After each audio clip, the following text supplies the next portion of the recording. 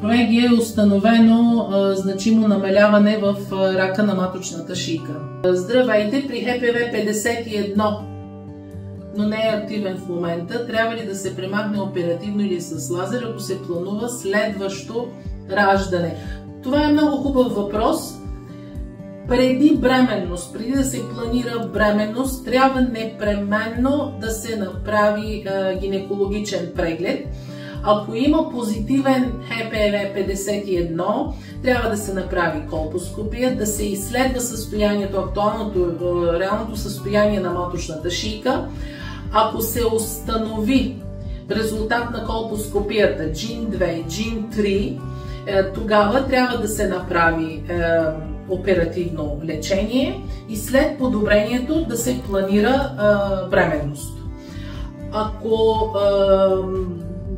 не трябва не бих предложила, това, което е правилно от медицинска гледна точка е да се установи състоянието на маточната шийка преди забременяване.